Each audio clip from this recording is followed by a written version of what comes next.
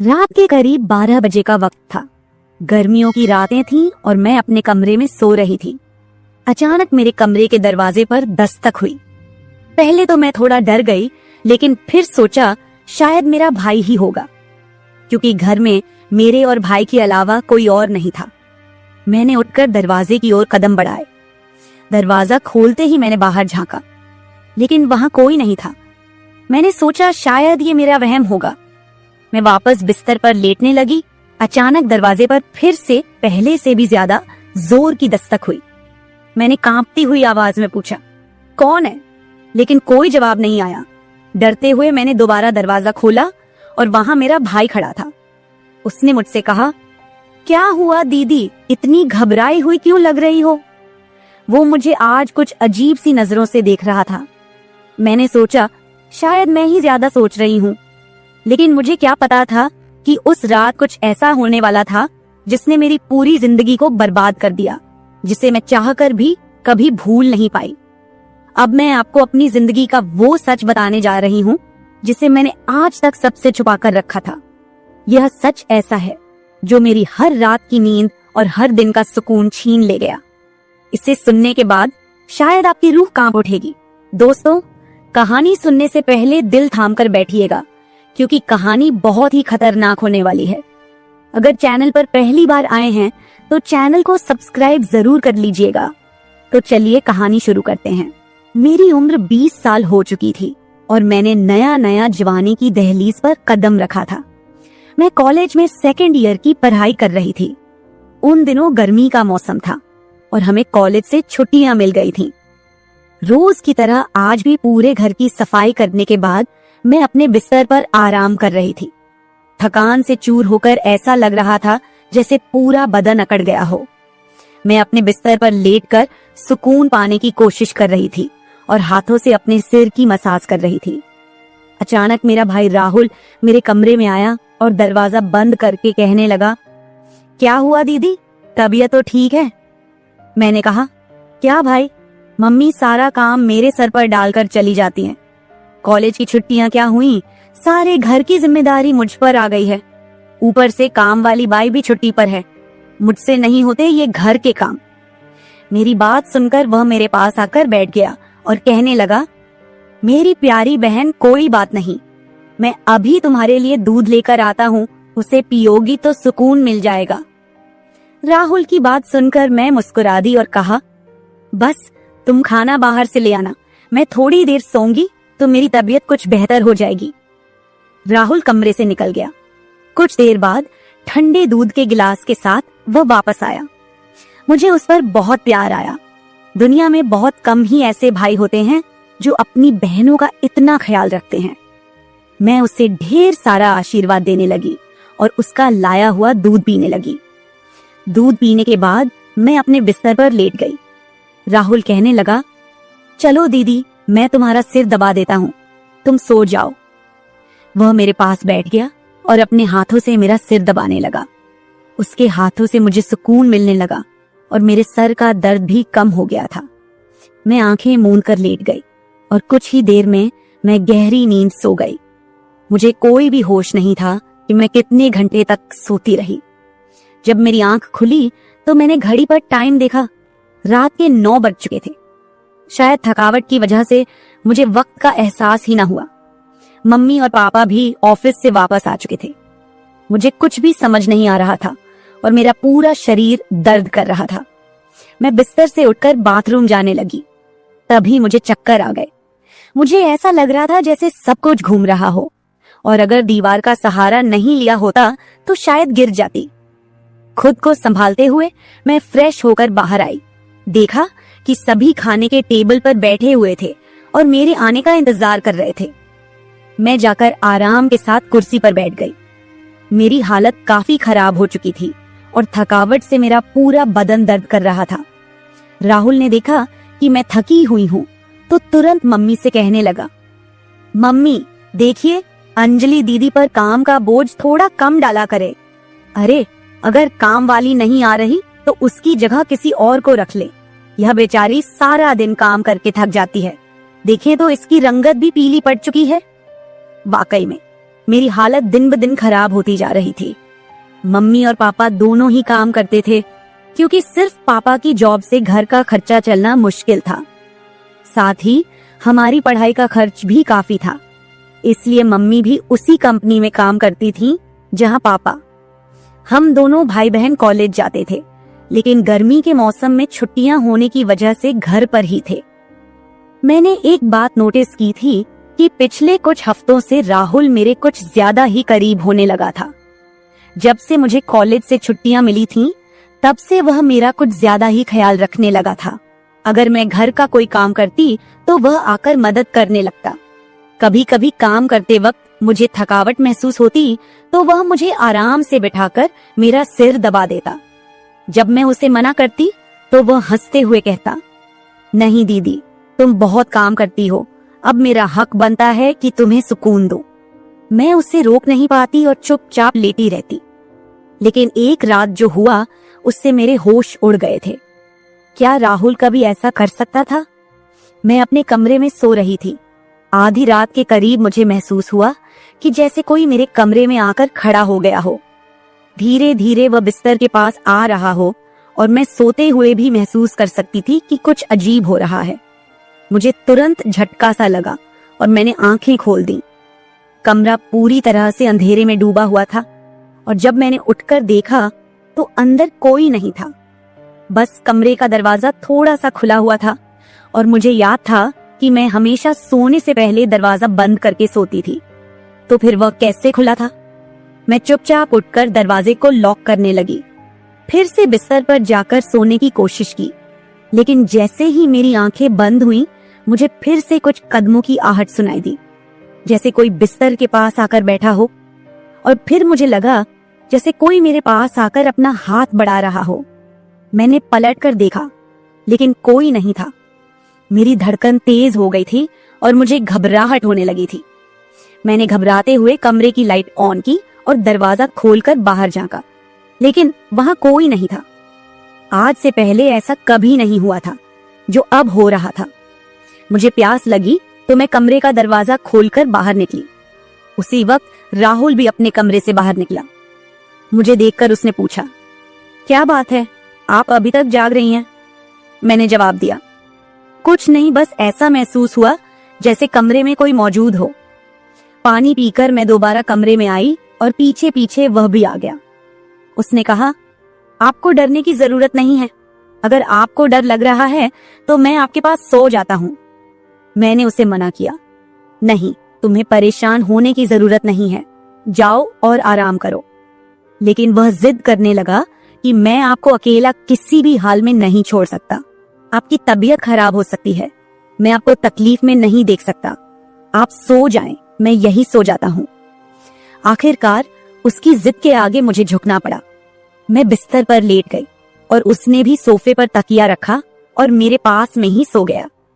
लेकिन उस रात मुझे ऐसा महसूस हुआ जैसे कोई मेरी ओर काफी देर तक ध्यान से देखता रहा हो। उसने मेरे बालों को सहलाया, मेरे चेहरे पर उंगलियां फेरी और मैं सो रही थी। अगली सुबह जब मैं उठी तो मेरा मूड बड़ा अजीब था, लेकिन जब मैंने अपने आप पर गौर किया तो मैं हैरान रह गई। शुक्र था कि मैंने अपने आप को दुपट्टे से ढक रखा था। मेरी कमीज बेतरतीब हो चुकी थी। मुझे हैरत हुई क्योंकि आज से पहले मैं कभी इस तरह आराम से नहीं सोई थी। आज मैं बहुत खुश महसूस कर रही थी, न जाने क्या वजह थी। मैंने अपने भाई की तरफ देखा तो वह भी बहुत खुश था। मैंने उसको पूछा, तुम आज इतने खुश क्यों हो? तो कहने लगा, जिसको आप जैसी बहन मिल जाए वो क्यों ना खुश हो। घर के सारे काम निपटाकर जब मैं बैठी तो राहुल तेल लेकर मेरे पास आ गया। कहने लगा, अंजलि दीदी, आप अपने बाल खोल दे, मैं आपके सर में मालिश कर देता हूँ। मुझे उसकी हरकतें कुछ अजीब लग रही थीं। मैंने कहा, ये तुम्हारा काम नहीं है, जाओ अपनी पढ़ाई करो, मुझे मालिश की जरूरत नहीं है। मगर उसने मेरी बात नहीं मानी और खुद ही मेरे बालों से कैचर उतार कर कहने लगा, आप नखरे मत किया करो, किस्मत वालों को ही ऐसे भाई मिलते हैं। जब आपका भाई आपके खूबसूरत रेशमी बालों में मसाज करना चाहता है तो आपको क्या समस्या हो सकती है? आ जाइए, मैं आपके सर की मसाज कर देता हूँ, आपको बहुत सुकून मिलेगा। वह मुझे उठाकर कमरे में ले गया। मैं बेड पर तकिया रखकर लेट गई। मेरे बाल बेड से नीचे लटक रहे थे। वह मेरे सरहाने बैठकर मेरे बालों की मसाज करने लगा। राहुल मुझसे 3 साल छोटा था, मगर मुझे नाम से बुलाता था। कहता, आप इतनी प्यारी हैं कि आपको देखकर दिल करता है कि आप हमेशा इसी तरह मुस्कुराती रहें और मैं आपका लाभ उठाता रहूं। वह मेरे सिर की मालिश कर रहा था और उसके हाथों में जैसे जादू था।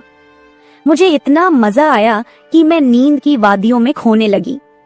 तेल की खुशबू भी बहुत जबरदस्त थी। तेल की हल्की हल्की महक कमरे में फैल चुकी थी। मैंने उत्सुकतावश उससे पूछा, ये तेल कौन सा है? उसने मुस्कुराते हुए जवाब दिया, ये एक खास तेल है जो आपकी सुंदर जुल्फों को और भी चमकदार बनाएगा। आपके बालों की खास देखभाल के लिए ही लाया हूँ। उसकी बातें मुझे बहुत अजीब सी लग रही थी। मैं समझ नहीं पाती थी कि वह किस तरीके से बात कर रहा है। मालिश के दौरान कब मुझे नींद आ गई, पता ही नहीं चला। कुछ समय बाद जब मेरी आंख खुली तो मेरे पूरे बदन में भारीपन महसूस हो रहा था। ऐसा लगा रहा था जैसे किसी ने मुझ पर बहुत ज्यादा वजन रख दिया हो। मेरी टांगों और हाथों में अजीब सा दर्द था, मानो घंटों तक मैं किसी भारी बोझ के नीचे रही हूं। पूरे बदन में दर्द सरायत कर रहा था। मैं धीरे धीरे उठकर बैठी और चारों तरफ नजर दौड़ाई। मेरे कपड़े हल्के हल्के गीले हो गए थे और पंखा भी बंद था। कमरे में गर्मी का एहसास हो रहा था। मैंने चक्कर खाती हालत में बेड से नीचे कदम रखा, मगर पैरों में जैसे जान नहीं थी। मैंने अपने भाई को देखा जो शांत और सामान्य नजर आ रहा था। लेकिन ये सब क्या हो रहा था? मुझे समझ नहीं आ रहा था कि आखिरकार ऐसा क्यों हो रहा है। बड़ी मुश्किल से खुद को घसीटते हुए मैं बाथरूम पहुंची और फ्रेश होकर आई। आईने में अपनी हालत देखी तो ऐसा लगा जैसे मैं पूरी रात सोने की बजाय किसी मेहनत वाले काम में जुटी रही हूँ। जब मैं कमरे से बाहर निकली तो मुझे हल्की हल्की फुसफुसाने की आवाजें सुनाई दी। ऐसा लगा जैसे कोई किसी से बातचीत कर रहा हो। घर में मेरे और राहुल के अलावा कोई नहीं था। फिर वह किससे बात कर रहा था?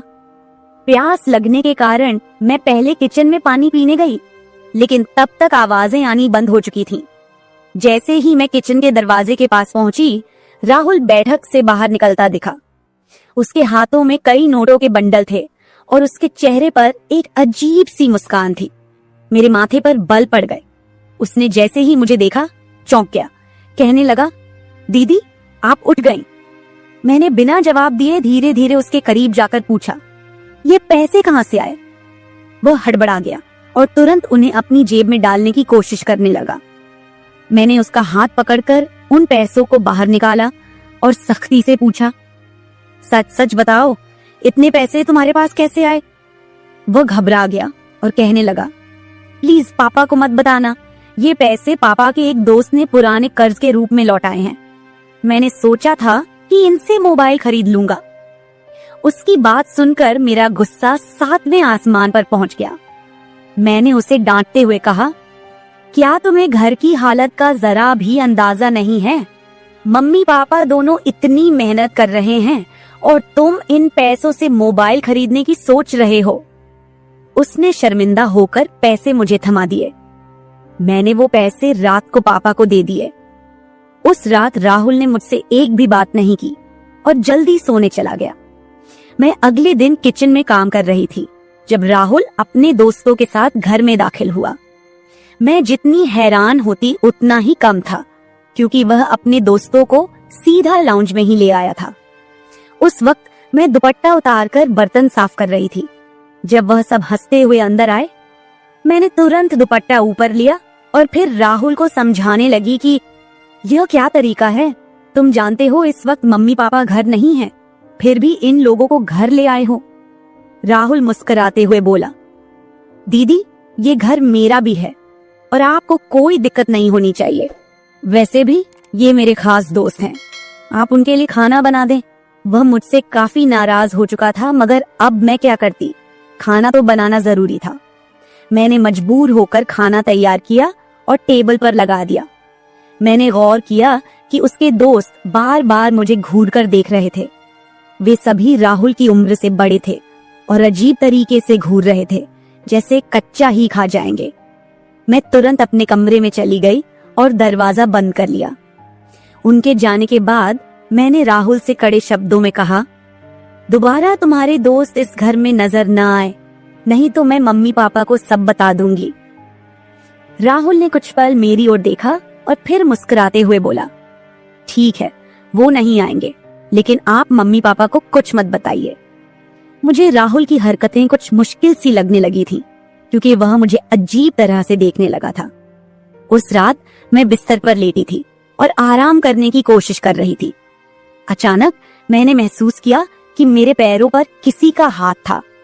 मैं हड़बड़ाकर उठी और देखा कि राहुल मेरे पैरों को अपनी गोद में रखकर मसाज कर रहा था। मैंने उससे ऐसा करने से मना किया, मगर वह कहने लगा, मैं जो कर रहा हूँ मुझे करने दे। इस घर में एक मैं ही हूँ जिसे आपकी इतनी फिक्र है। मम्मी पापा को तो बस अपने काम की पड़ी रहती है। खैर, मैं भी थक चुकी थी। आंखें बंद की और सोने लगी। राहुल के हाथों मसाज करवाने से मैं नींद की गहराई में खोने लगी थी, मगर जब मेरी आंख खुली तो मेरे होश उड़ गए। मेरा सर बुरी तरह चकरा रहा था। बिस्तर की चादर बिल्कुल बेतरतीब हो चुकी थी। बिस्तर पर एक पुरुषों की शर्ट और परफ्यूम रखा हुआ था। यह सामान किसका था? मैं तो कुछ भी बोल नहीं सकी। सर में इतनी तेज दर्द था कि मैं दोबारा बिस्तर पर गिर गई, जैसे मैं पूरी तरह होश में नहीं थी। मुझे अब समझ में आने लगा था कि जब भी मेरा भाई उस तेल से मेरे सर की मसाज करता था तो मुझे इतनी गहरी नींद क्यों आ जाती थी। मुझे पास में किसी की फुसफुसाहट सुनाई दे रही थी, मगर कौन बोल रहा था यह मैं पहचान नहीं सकी। मुझे तो बस राहुल की आवाज सुनाई दे रही थी। ऐसा लग रहा था जैसे वह मेरे कमरे में मौजूद हो और मुझे उठाने की कोशिश कर रहा हो, लेकिन मैं कुछ भी साफ नहीं देख पा रही थी। कुछ देर बाद जब मेरी आंख खुली तो सारा दृश्य मेरी नजरों के सामने घूमने लगा। मैंने सबसे पहले बेड की तरफ देखा, जहां शर्ट और परफ्यूम पड़े थे, मगर अब वहां कुछ भी नहीं था। आज फिर मेरी हालत बड़ी अजीब थी। मैं बच्ची तो नहीं थी जो ये सब कुछ समझ ना पाती। घर में मेरे और राहुल के अलावा और कोई नहीं था। फिर मेरे सोने के बाद ऐसा क्या होता था कि मेरा पूरा शरीर पानी से नहला दिया गया हो। सिर्फ इतना ही नहीं, मेरा शरीर दर्द से चूर था और रंगत भी बिल्कुल पीली हो चुकी थी। दिन ब दिन मैं कमजोर होती जा रही थी। उस दिन भी राहुल मेरे करीब आने की कोशिश कर रहा था, मगर मैं बहाना बनाकर अपने कमरे में आ गई थी। दिमाग में अजीब से विचार आने लगे थे। तबीयत भी काफी खराब थी। माँ ने मेरी हालत देखकर पूछा, क्या बात है, तुम ठीक नहीं लग रही हो? मैंने कुछ नहीं कहा। माँ ने कहा कि अगले दिन वे मुझे डॉक्टर के पास ले जाएंगी। उस रात मैं बार बार उठ रही थी और ठीक से सो नहीं पाई। अगले दिन मेरे मम्मी पापा रोज की तरह अपने काम पर चले गए थे। उन्हें शायद मेरी परवाह नहीं थी। मैं खुद ही डॉक्टर के पास गई, जहां अल्ट्रासाउंड में पता चला कि मैं पेट से हूं। मेरे तो पैरों तले जमीन खिसक गई। आखिर यह सब मेरे साथ कौन कर सकता था? राहुल मेरा भाई था, लेकिन फिर मेरे दिमाग में यह बात आई कि वह मेरा सौतेला भाई है। वो माँ की दूसरी शादी से हुआ था, जबकि मैं उनकी पहली शादी की औलाद थी। इस तरह की बातें मुझे गलत सोचने पर मजबूर कर रही थीं। समझ नहीं आ रहा था कि कैसे अपने माँ बाप को यह बात बताऊं। राहुल मेरा सौतेला भाई जब मेरे पास बैठता तो कभी मेरा हाथ पकड़ता तो कभी मेरे गाल खींच देता। उसकी हरकतें मुझे परेशान कर रही थीं, लेकिन मैं उसको कुछ कह नहीं पा रही थी। मेरे दिमाग में यही सवाल गूंज रहे थे कि आखिरकार मेरे साथ ऐसा कौन कर सकता है। फिर मैंने एक दिन अपने कमरे में मोबाइल का कैमरा फिट करके रख दिया ताकि सच्चाई सामने आ सके। उस दिन हमारे माता पिता घर पर नहीं थे। राहुल फिर से मेरे पास आया और मेरे सिर की मालिश करने लगा। मैंने पूरी कोशिश की कि मैं न सोऊं, लेकिन वह तेल इतना अजीब था कि मैं उसकी खुशबू से बेहोश हो गई। 1 घंटे बाद जब मेरी आंखें खुली तो माँ पापा घर लौट चुके थे। मैंने सबसे पहले कैमरे की रिकॉर्डिंग देखी। जो कुछ मैंने देखा वह मेरे होश उड़ा देने के लिए काफी था। राहुल मेरे कमरे में अपने दोस्तों को लाता था जो मेरे साथ बुरा व्यवहार करते थे। फिर अपना काम पूरा करने के बाद वे राहुल को पैसे देते और चले जाते। जब मुझे इस सच का पता चला तो मैं पूरी तरह से टूट गई। मैं गुस्से में अपने कमरे से बाहर आई और राहुल का गिरेबान पकड़कर मैंने उसे थप्पड़ मारने शुरू कर दिए। मेरी चीख सुनकर मम्मी पापा भी वहां आ गए। पापा ने मेरा हाथ पकड़ लिया और गुस्से में कहने लगे, क्या हो गया है? तुम इसे क्यों मार रही हो? होश में हो? क्या पागल हो गई हो? क्यों मार रही हो इसे? मैंने रोते हुए वीडियो दिखा दी कि यह जलील इंसान मेरे साथ क्या कर रहा था। वीडियो देखते ही माँ बेहोश होकर जमीन पर गिर गई। ये देखकर पापा को भी बहुत ज्यादा गुस्सा आया। उन्होंने राहुल को गुस्से में पकड़ लिया और उसे बुरी तरह पीटना शुरू कर दिया। उसके मुंह और नाक से खून बह रहा था। राहुल ने गुस्से में कहा, मैंने इसे कभी भी अपनी बहन समझा ही नहीं। मुझे पैसों की जरूरत थी। लोग इसके लाखों रुपए देने को तैयार थे। मुझे अपनी जरूरतें पूरी करनी थी, इसलिए मैंने यह कदम उठाया। मैं अपने कानों पर हाथ रखकर बस रोए जा रही थी। पापा ने उसे इतना मारा कि वो लहूलुहान हो गया, लेकिन जैसे तैसे खुद को छुड़ाकर वह घर से भाग गया और फिर कभी उस घर में वापस नहीं आया। इस हादसे को मेरे लिए भूल पाना तो दूर, इसे याद करते हुए आज भी मेरी रूह कांप जाती है। भाई वही होता है जो आपके सगे खून का हो। किसी भी अनजान मर्द के सहारे अपनी बेटी को छोड़ना बहुत बड़ी भूल हो सकती है, क्योंकि कुछ शैतानी सोच रखने वाले लोग हर वक्त इस ताक में रहते हैं कि कब किसी मासूम की इज्जत से खिलवाड़ करें। मेरी वीडियो देखने वाले सभी दर्शकों को यही गुजारिश है कि अपनी बहन बेटियों को कभी भी किसी अनजान मर्द के सहारे उन्हें अकेला न छोड़े और बेटियों की सिर्फ परवरिश मत कीजिए, उन्हें आत्मनिर्भर और आत्मरक्षक बनना सिखाइए। इस सारे मामले में आपको किसकी गलती लगती है? हमारे माँ बाप की, जिन्होंने पैसा कमाने के चक्कर में हमारे ऊपर कभी ध्यान ही नहीं दिया, या फिर मेरी, जो अपने सौतेले भाई पर सरगे से भी ज्यादा भरोसा करती थी, या फिर इस समाज की, जो बेटियों को कमजोर और बेबस मानता है। आपकी राय मेरे लिए बहुत मायने रखती है। कमेंट बॉक्स में जरूर बताएं कि इस पूरे मामले में आप किसे गलत मानते हैं। मैं अपनी कहानी आपके साथ इसलिए साझा कर रही हूँ ताकि यह किसी और के लिए एक सीख बन सके। यह सिर्फ एक घटना नहीं है, बल्कि एक चेतावनी है कि हम सबको सतर्क रहना चाहिए। अगर आपको मेरी यह कहानी पसंद आई और आप मानते हैं कि इसे सुनकर कोई और भी जागरूक हो सकता है, तो इसे शेयर जरूर करें। अगर आप ऐसी और भी कहानियां सुनना चाहते हैं जो मनोरंजन के साथ एक संदेश भी दें, तो मेरे चैनल को सब्सक्राइब जरूर करें। बेल आइकॉन दबाना मत भूलिएगा ताकि आपको मेरी हर नई कहानी समय पर मिल सके। कल फिर मिलते हैं एक नई कहानी के साथ। धन्यवाद। हेलो दोस्तों, आज की कहानी मेरे और मेरे ससुर जी के रिश्ते के बीच की है। मेरा नाम कामिनी है और मेरी उम्र अभी 26 साल है। मैं काफी खूबसूरत हूँ। मैंने अपनी बॉडी को पूरा फिट रखा हुआ है क्योंकि मैं रोजाना एक्सरसाइज करती हूँ। मेरी शादी को 7 साल हो चुके हैं। मेरे मम्मी पापा ने गरीबी की वजह से मेरी शादी कम उम्र में ही एक अमीर लड़के से करवा दी, लेकिन वो लड़का अक्सर बीमार रहता था। उसके हार्ट में कोई प्रॉब्लम थी। मैं अपनी शादी से ज्यादा खुश नहीं थी, पर मेरे पति मुझसे बहुत ज्यादा प्यार करते थे। अब मेरी शादी को 2 साल हो चुके थे, लेकिन अभी तक कोई भी बच्चा नहीं हुआ था। हमारे घर में मैं, मेरे पति और ससुर जी थे। हम तीनों ही बहुत प्यार से रहते थे।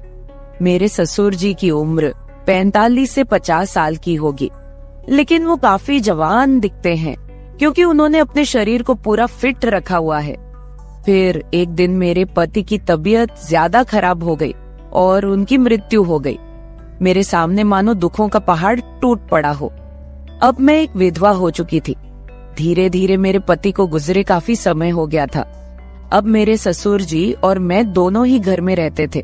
मैं बहुत ही उदास रहने लगी थी, लेकिन मेरे ससुर जी मुझे बहुत समझाते थे कि कामनी, अब जो होना था वो हो गया है, इतनी टेंशन मत लो, तुम भी बीमार हो जाओगी।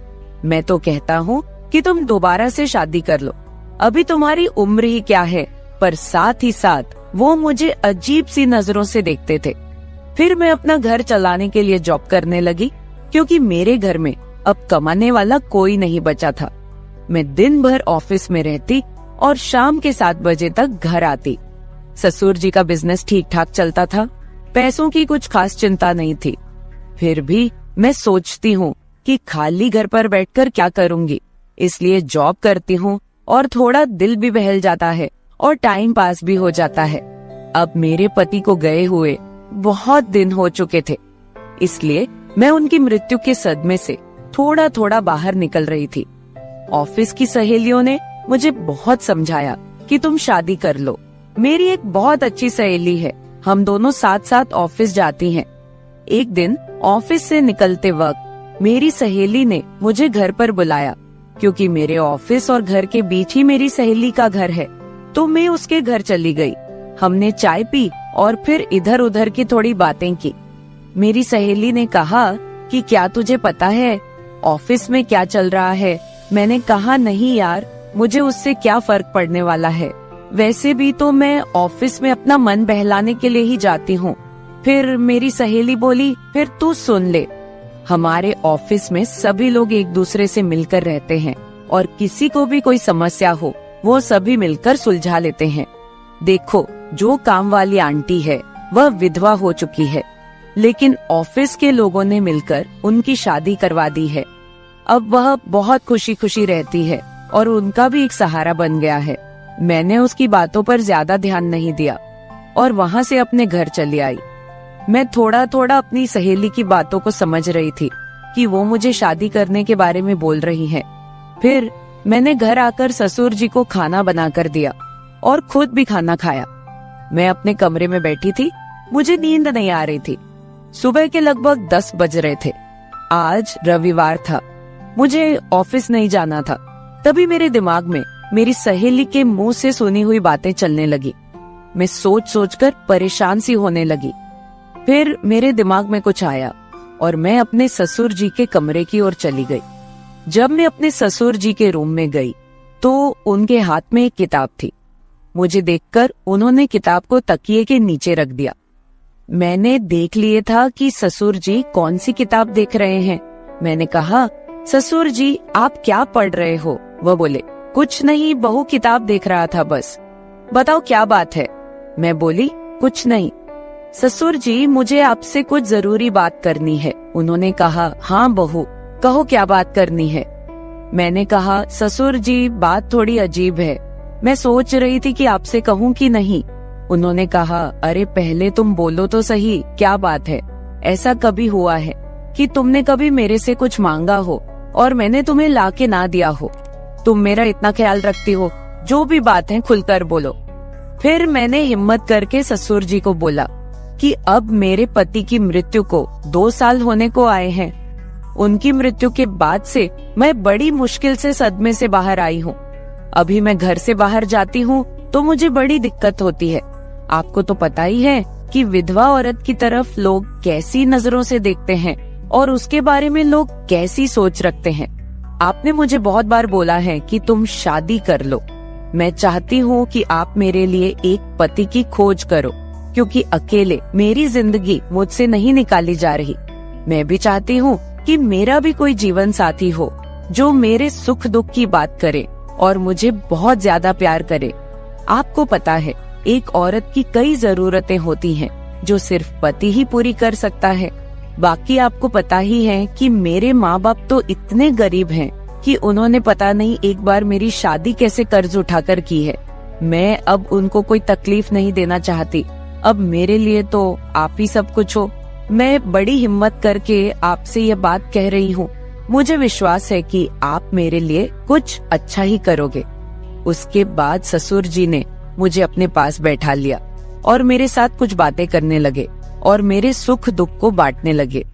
फिर ससुर जी मुझसे बोले, बहू, जिस चीज की तलाश तुम बाहर से कर रही हो वो चीज तुमको घर में ही मिल सकती है। अगर तुम चाहो तो मैं तुम्हारी सभी जरूरतों को पूरा कर सकता हूँ। ससुर जी की बात सुनकर तो मेरे होश ही उड़ गए। मैंने बोला, ससुर जी, मैं तो आपकी बेटी सामान हूँ, आप ये सब कैसे सोच सकते हैं? ससुर जी बोले, देखो बहू, तुम्हें पता है तुम्हारी सासू माँ की मृत्यु के बाद से मैं अकेला ही जिंदगी बीता रहा हूँ। और जब से तुम्हारे पति की मृत्यु हुई है तुम भी अकेले जिंदगी बिता रही हो। अगर तुम्हारा इरादा हो तो हम दोनों का अकेलापन दूर हो जाएगा और हम दोनों एक दूसरे के सहारे जिंदगी बिता लेंगे और बाहर किसी को कुछ भी पता नहीं चलेगा। बाकी मेरे जाने के बाद ये सारी प्रॉपर्टी भी तो तुम्हारी ही है और इस प्रॉपर्टी को संभालने वाला भी तो कोई चाहिए।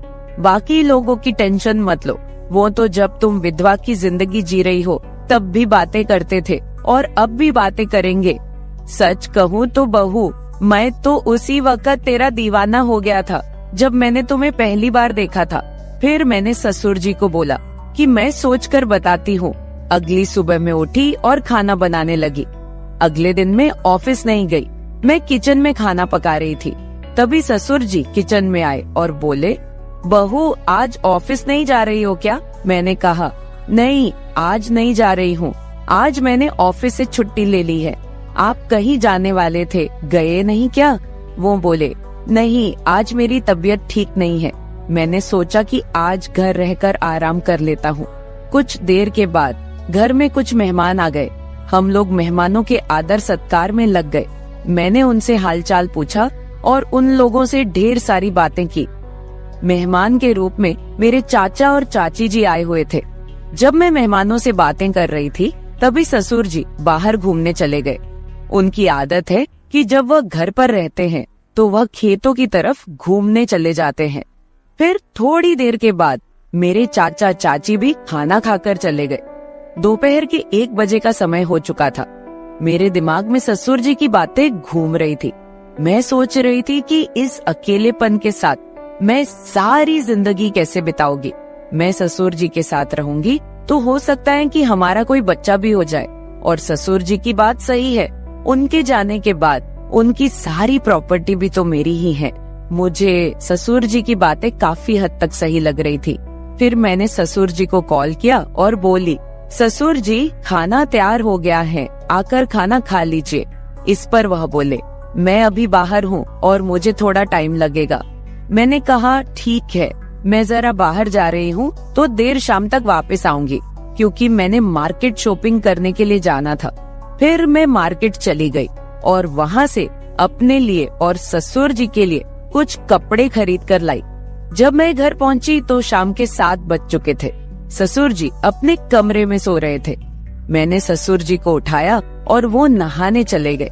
अब चारों तरफ शांति हो चुकी थी। शाम के 8 बज चुके थे। फिर मैं ससुर जी के पास गई और उनको वो सब बातों के लिए हाँ बोल दी जो उन्होंने मुझे कही थी।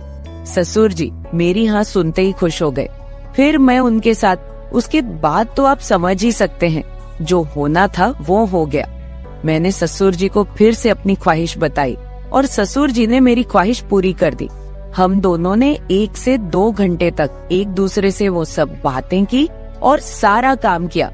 इस तरह से हम दोनों ससुर बहू काफी खुशी खुशी पति पत्नी की तरह रहने लगे। अब मुझे किसी भी चीज की दिक्कत नहीं होती, क्योंकि अब मुझे कहीं भी जाना होता है तो मैं ससुर जी के साथ चली जाती हूँ और हम खूब एंजॉय करते हैं। कुछ दिन बीत जाने के बाद ससुर जी बोले, कामिनी अब तुम मेरे बिजनेस के बारे में सारा कुछ समझ लो और खुद सारा बिजनेस संभाल लो। फिर मैंने जॉब छोड़कर ससुर जी का सारा बिजनेस खुद संभाल लिया। अब हम दोनों पति पत्नी के जैसे रहने लगे हैं। मैं ससुर जी की हर बात का ख्याल रखती हूँ और वो भी मेरी हर बात का ख्याल रखते हैं।